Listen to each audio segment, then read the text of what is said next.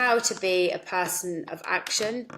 And because we all are, and actually because Power Rangers do span several generations, I thought this was the appropriate picture to use. What Power Ranger are you?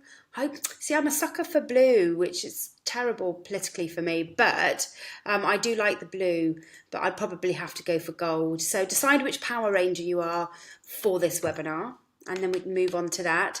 And also just to remind you that if you really like this webinar, you can pay either a regular donation for my weekly webinar, or you can make a one-off donation in the Club Soda shop if you like the webinar and you find it useful. Okay, so, do you love all my new techie bits? You will see my old computer behind me. It's died. I'm hoping to sort that out soon, which is why I'm slightly different position today. But anyway, I was going to talk to you about how to be a person of action. And I wanted to do this webinar because often we've talked before about finding time to dedicate to being sober.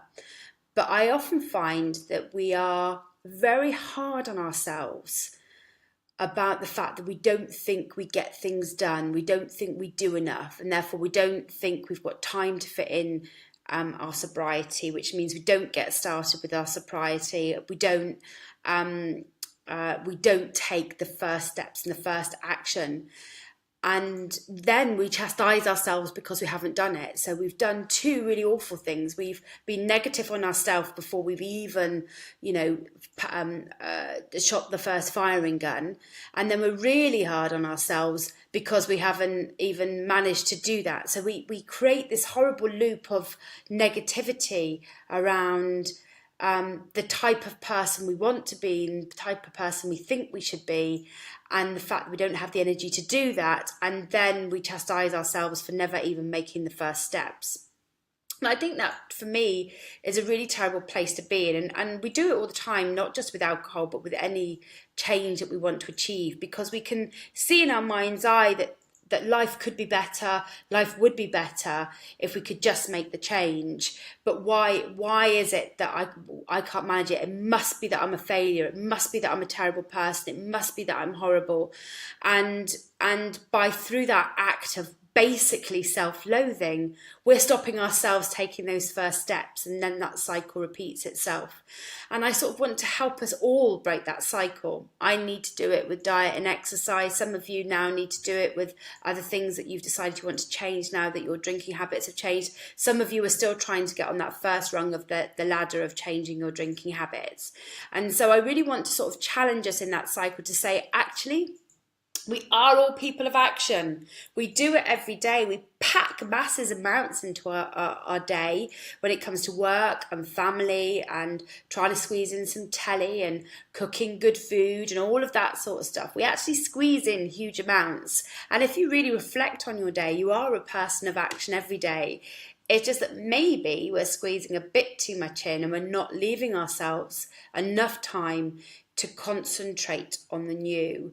And whatever you may feel about changing your drinking, it is the new. It may be something you need to do. It may be something you've promised yourself you'll do. It may be something you think that if you don't do, terrible things will happen. But what it is, regardless of where it fits into your psychology, it is the new. It's something new about yourself, something new you're going to try, something new you want to embrace, and something new that is going to be a challenge for you. So how do you become that person of action when your action is about changing your drinking? Well, first of all, it's to not compare yourself with others. And I see it all the time in the group, and it happens a lot. And we do it in person as well, but obviously I can see all of you. Me and Lucy take a nice bird's eye view of where we all are.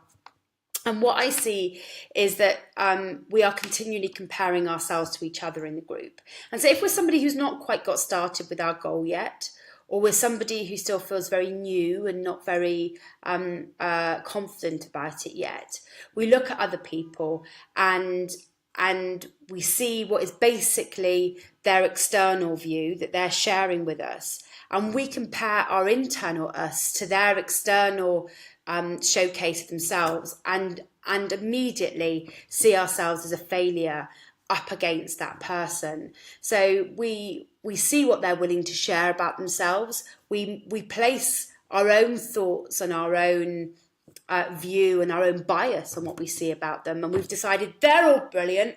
I'm absolutely terrible. I can't do this. I can't do this because I'm not as good as Joe, or I'm not as good as Gary, or I'm not as good as John or Peter or Janet, or I think I said that before, or anybody.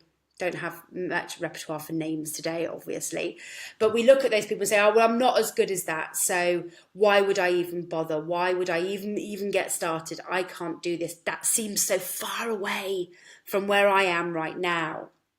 And that's a really bad comparison to do. Yet we all do it because it really does appeal to our inner critic. Our inner critic who likes to tell us how awful we are. Our inner critic who likes to tell us that we fail. Our inner critic who tells us that this isn't possible. This inner critic that tells us we're a lost cause.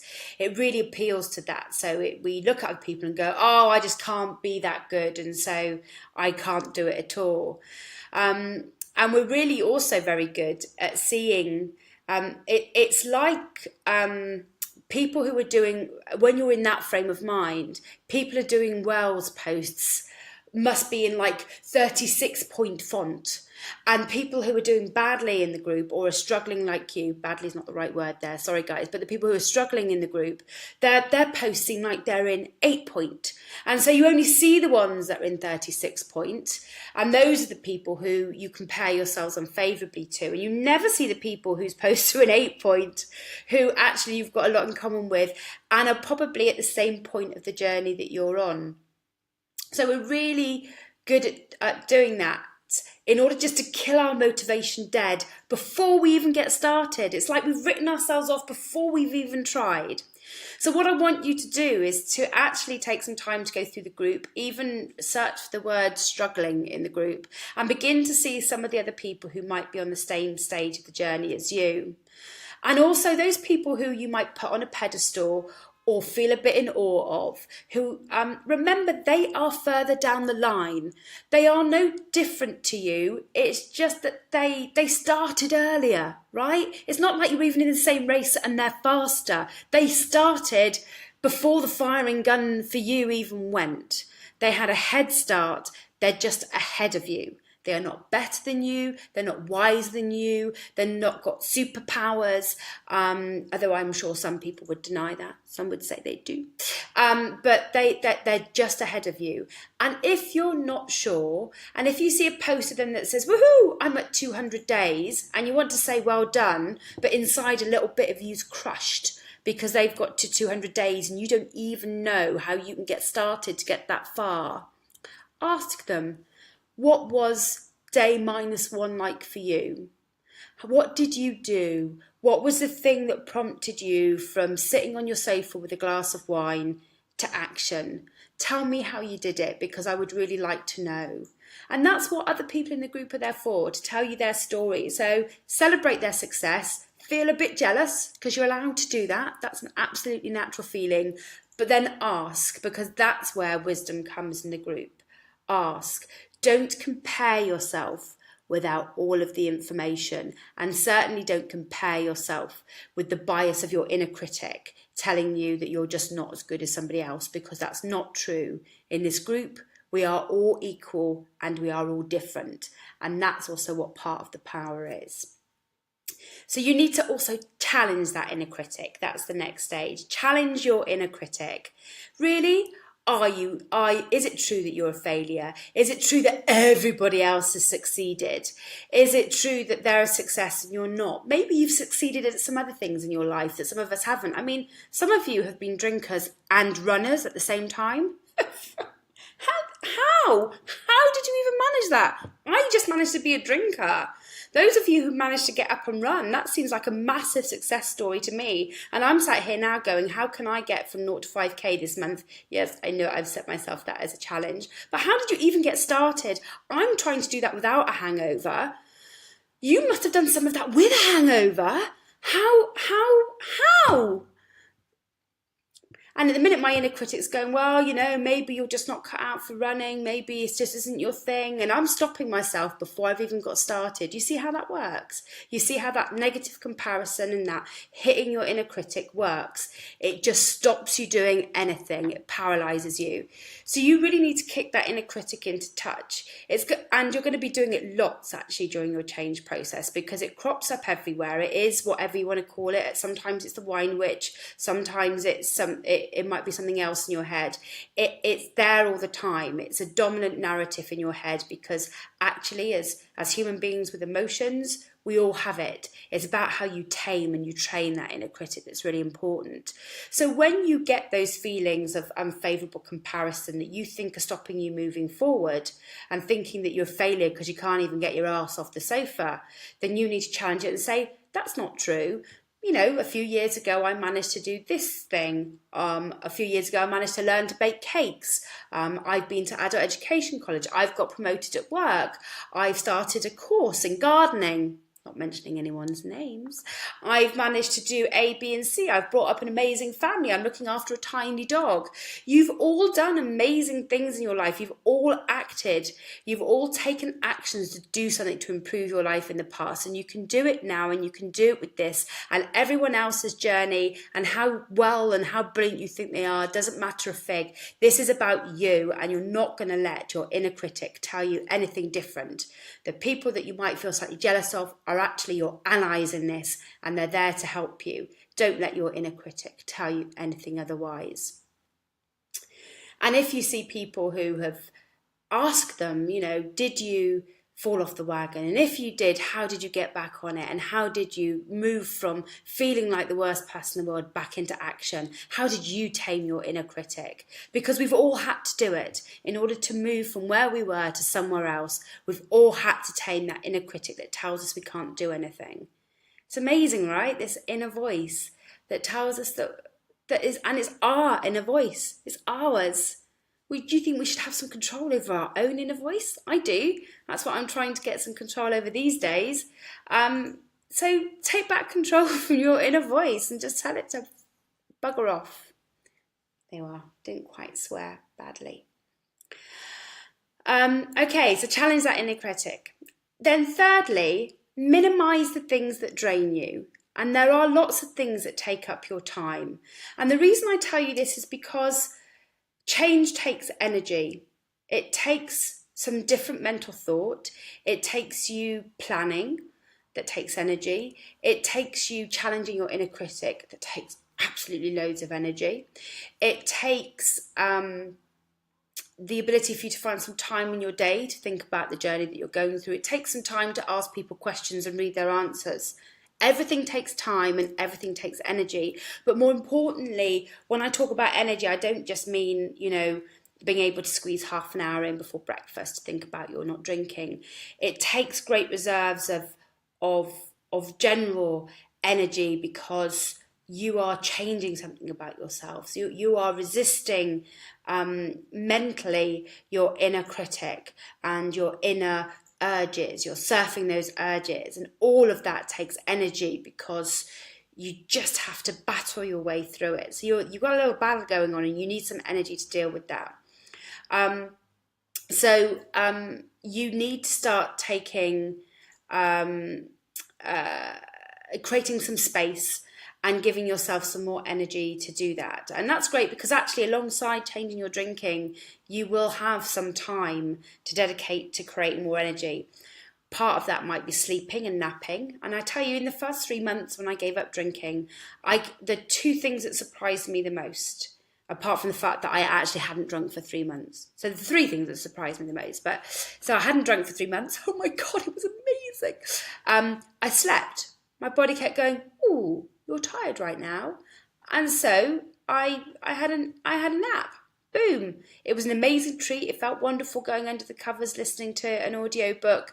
I had a little nap. I felt restored. I had energy. You know what? That nap was probably just as important as me sitting and watching some videos about changing drinking. It was probably more important than finding an alternative beer. It gave me the energy I needed. It helped me surf the urge. and it was me listening to my body for the first time in a long time. My body was saying sleep. It was also telling me to hydrate. Oh my God, in the first 3 months, it was like, I had been in a desert and had suddenly found an oasis and was like drinking water as if it was going out of fashion. I was like, wow, this is weird and amazing. Like, I felt like my body must have been so dehydrated after 20 years of drinking that it was trying to make up for it all in 3 months. And I drank. And again, I listened to what my body needed. And you know what? Water is brilliant for energy. So just keep hydrating yourself, drink some water, and just remember the points in time when you probably drank wine, when really what your body wanted was water, because when you're tired, when you drank wine, when what you really needed to do was to sleep. So that's one sort of energy. But another sort of energy is about carving out some time and saying, for example, if my job's quite stressful, how can I make it less stressful over the next 3 months as I start this journey ahead? Is there some leave that I can take and maybe take a day off a week rather than a big bulk holiday? Is there a project I can shelve or put onto someone else? Is there a way, can I make really clear that I'm leaving at the end of my work day on time? Can I take my lunch hour? Any way that you can say, where can I create some space for myself to not feel the day-to-day emotional grind and stress, and to disrupt that daily routine, to give myself some more energy, to give myself some more of what I need to go through change. And I'll tell you one thing that's been a big difference for me recently, and I know that it makes a big difference, and I have to remind myself of this, apart from obviously swimming, which I haven't taken back up yet, but is instead of being on my phone on the tube in the morning and continually trying to get onto the Wi-Fi as I get into every station so I can see what you guys have been saying on Facebook, and doing it all badly because I'm on a tube train and only getting Wi-Fi every 2-3 minutes, I'm just reading a chapter of a book on the tube, on my Kindle. It's amazing. I feel like I've had a bit of an escape. I feel like I've rested, but I also feel like I've contributed something towards my next process of change. Oh no, I've skipped forward in my... It's going to be an example a bit later, but it's a good enough example now. And you may think that sitting and reading a chapter of a self-help book isn't creating energy, but it does, because I read that and I feel energized and excited about the change ahead. I feel I've got another tool in my basket for change, and I feel I've given myself some mental space just to focus on it.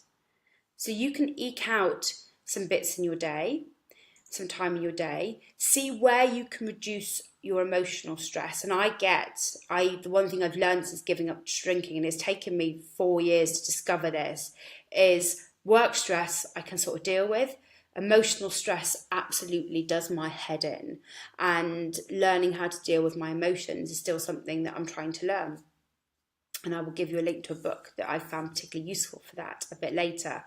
But try and work out where there's some stresses and strains in your day, where you can get rid of some of those, where you can ease off on some other things in order to give yourself the space and the energy for change. Minimise those things that are draining you right now, so you've got the energy to put into this change process. Just remember, you can't run on no fuel any change process. You need to give yourself fuel in order to change. Then make a plan and break it into small steps. And actually, at this point in time, I don't care if your plan's about changing your drinking. If you've not managed to start that yet as a goal, then find something else. Do you have a plan for next week? Do you have something you want to achieve next week? It might be just something quite small, like you've got a whole load of things you need to repair, or some things you want to put on eBay, or something you need to do for a loved one, or a task around the house that you've put off. I don't really care what that plan is. I just want to get you in that position where you're moving from making a decision about doing something and actually acting on it in the very, very close near future. So make that plan, break it into small steps, and then go for detail and as many steps as you can. Think through how you're going to do each step if you need to, what you might need to buy, what you think you need to have into place, and just break down each of those steps. It doesn't have to be long term. Like I said, if there's a project that's quite short, but you could do over next week, I want you to do that. And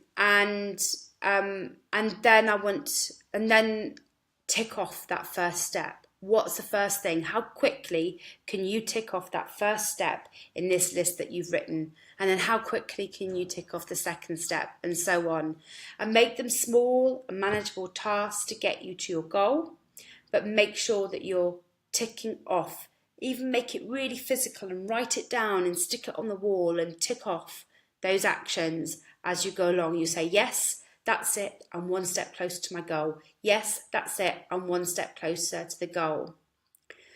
And then celebrate the fact that you did it. And even if you only ticked off one of those things today, celebrate that fact. Today, I did this. This is another step towards that thing that's been hanging around for ages that I've not done. That's another step towards putting those shelves up that Marmite would look really good on. Really nice shelves I've got. Marmite would look really good on them.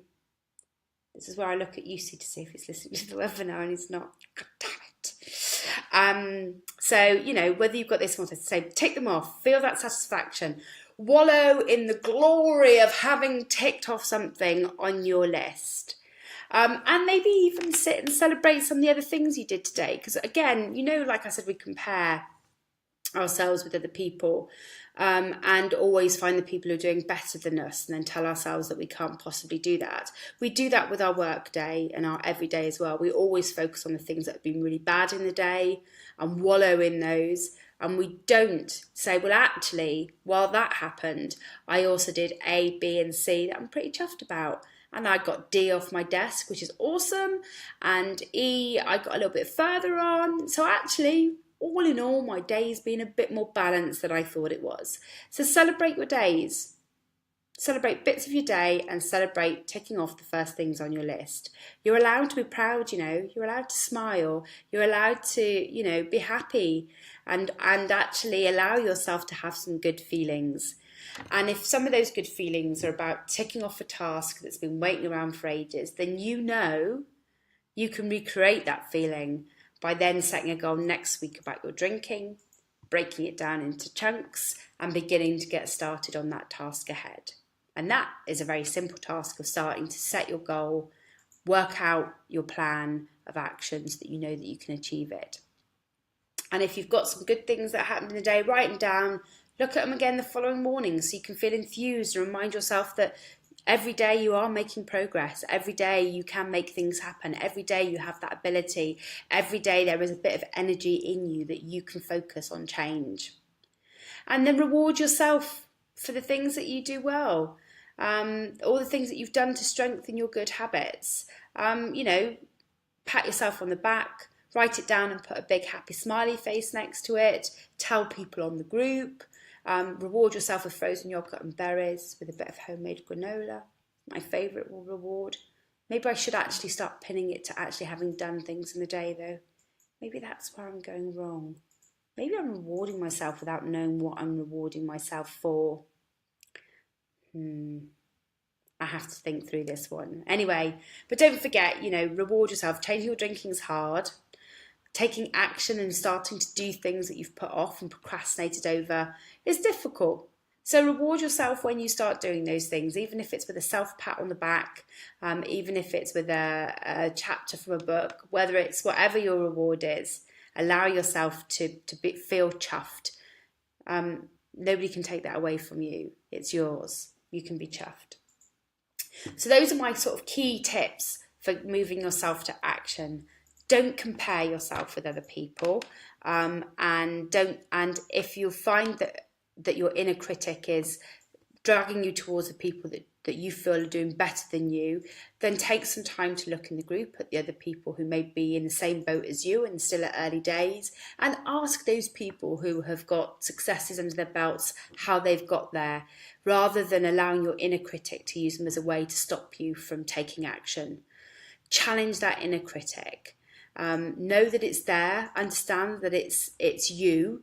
It's giving you thoughts, but it's not giving you orders. You don't have to follow its orders, and you need to start saying to it and challenging it with logic and saying, that's not true, is it? I actually can do this. I am better than this. I can do what those people have done that I've seen on the Club Soda group. Minimize things that drain you. Think about all the different ways you can give yourself energy for change. That might be about food and water and fluids that are not alcohol. That may also be about sleep. We seem to have an obsession with not sleeping in society at the moment and pepping up on energy drinks. That won't really work for you. Proper restorative sleep. You may want to look at how to eliminate some stress and even take some extra time for yourself in the mornings, at lunchtime, in order to give yourself the energy and the space for the changes you're putting ahead. And if that feels too daunting for you, then set yourself a really manageable task that you can break down into chunks that you want to achieve in the next week. It could be anything, but just prove to yourself that you can move from decision to action quite quickly, and then you can see a result at the end of it. And if you can do that with putting up shelves or whatever, you can definitely do that about changing your drinking. And then bask in the glory of the things that you've succeeded in today, that you feel happy about today. We don't do that often enough because we let the things that were really bad or the things that upset us really, really drag down our mood and energy. And we forget all the things that have been really good. In fact, we let joy be quite fleeting and we let it go quite quickly. So, wallow in the happy things that happened today. Allow yourself to think about them. Allow yourself to know how they made you feel, and know that every day you do things that are successful, you achieve things, and now you want to add some more. And not only are they more, but they're things that are meaningful to you, not to your boss at work. Okay, so those are my top tips, and they will go on the video. And don't forget, just relax and give yourself a bit of self-care around all of this. Change is hard work. Change takes time. Change takes commitment. And so you need to relax and restore and give yourself some extra energy as you go along. So I'm just going to check the video, the questions. Sam's cooking and listening. Well done, Sam. I didn't know you could multitask in that way. So I do know, Sam. I'm not being just deliberately terrible, maybe a little bit. Yes, I'm going to come back to your question, Rachel. Rachel, you said that that you're finding you're going out less in the evening now, and that you're not getting invited out anymore. I don't quite know how long in your journey you are, Rachel, but let me just talk about a couple of things. I do believe that you can keep an amazing social life once you've changed your drinking. But what happens is it changes. And it changes because in the first few months of changing your drinking, you may avoid certain situations because they would just be too difficult to handle. The urges, the cravings, the discomfort is quite difficult, and you need to get some days under your belt before you feel confident in those situations. And so what you've done is you've deliberately excluded yourself from things, and then because you've done that, you feel even more like you're missing out. You know you've achieved something on one hand, but you feel like you're missing out on the other. And ultimately, we're social beings. Even the introverts among us need time with other people. I believe so anyway. You see, do introverts need time with other people? He's nodding. Not vocalising, just nodding. So even those of us we all need to be social in some way. So you might need to put some effort into, and this is where energy comes in as well, into finding some things to make sure you've got stuff to do in those first few months of change. And that might mean trying to persuade friends to do something a bit different, like going to the cinema and so on.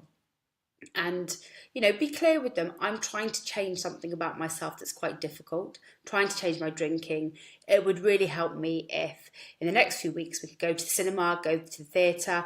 I will try and find some things that are a bit further out, and I can drive. So isn't that cool? We can do some things that are a bit different. And accept that you're going to need to put some effort into doing that. But by still being social, you will begin to feel more and more that you don't need alcohol to have a good time, but you'll also feel less and less like you're missing out on something that you're used to doing. And so that is quite important to do. You may need to also seek out new friends. And it always amazes me how difficult we find this as human beings, to find new friends. Because if you think about it, the people that are our friends, we met out socially, we met through study, we met through work, we met through other friends. So we didn't meet them in some unusual way. It all happened quite organically. We somehow managed to find the confidence to speak to that person a second or third time and build a friendship or a bond. Making friendship be one of the most natural and wonderful things in the world. But right now you might need to think about friends that you might not have seen for a while. And I found that friends who thought that a night out with me was always a real boozy affair, so used to avoid me, I reconnected with some of those people. I made a long list, and I actually do this quite often. I've been doing it again recently. Who are the people I haven't spent enough time with that I love to spend time with? Who are the people that give me the belly laughs? And I've now proactively gone out and do this on a regular basis, go out and make sure that I'm spending time with those people. And I've even got a list. And I go through that list and I make sure that I've spoken to those people. So it's not about necessarily finding new friends, but reconnecting with old ones. And then if your friends aren't inviting you out anymore, then rather than make assumptions on their behalf that they're doing it deliberately, why not have a conversation with them? They may think, because they've not asked you either, that it's amazing how we do things on other people's behalf without ever asking them. It may be that they think they shouldn't ask you because you're trying to change your drinking and they want to be supportive. But rather than doing it in a nice, showy, talking to you way, they've just made a decision on your behalf, which is really annoying, but a really natural human thing to do.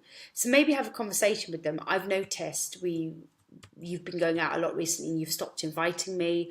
Or you may say to them, because you might not want to be that upfront, we haven't been going out so much recently. Should we organise some time out and maybe engineer the conversation to talk about that? Because they'll probably go, oh, well, I didn't think you were going out because you're not drinking. And you can go, well, actually, I'm still going out and it would really help me to still go out. And they go, oh, sorry, I didn't realise. We thought we'd be really kind in not asking you.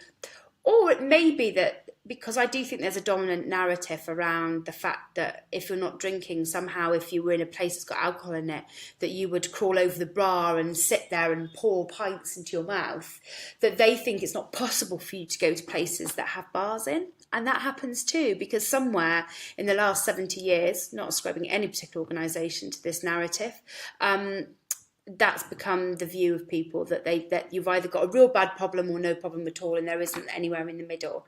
So you might need to educate your friends a bit. But do be upfront with them and say to them, let's go cinema, let's go to the theatre, let me drive us to this great place we found that's a bit further out of town. Take control. You've got the energy to do this now. You're not full of alcohol every night of the week. You've got energy to take control. And what's the worst that can happen? Not a lot. The worst that could happen is they'd say, oh, well, I don't want to be friends with you anymore because you're not drinking. And you can say, really, was the whole of our friendship just based on alcohol? Because I actually thought it meant a lot more. But the chances of that happening are really low, because actually what they're probably doing is making decisions on your behalf. And you now need to make decisions for you and tell them what those decisions are. Cool. I've gone on a bit, haven't I? Yes, Andrina, you're now the poster girl for Club Soda after being on the radio. So you've got a high bar, my friend, a high bar to live up to. Cool. Right, guys, I'm going to leave it there. As always, I'm around on the groups, and you can ask me anything that you like at any time, or any of the admins or any of your fellow members. And just a reminder that you can contribute to this webinar if you found it useful here. And also to let you know, which I didn't say at the beginning, is that we've got a workshop on September the 30th, which is the Saturday before October the 1st, for anyone wanting to get through Sober October. So if you're in London and you want to come on a workshop for the day, for an afternoon, and do a workshop with me and Lucy and learn loads of things face to face, which I found found particularly useful in changing my drinking, because I was always too hungover to read a book, then you are welcome to come and join us. And that's it. Have a really good Sunday evening, and I will speak to you soon. Bye.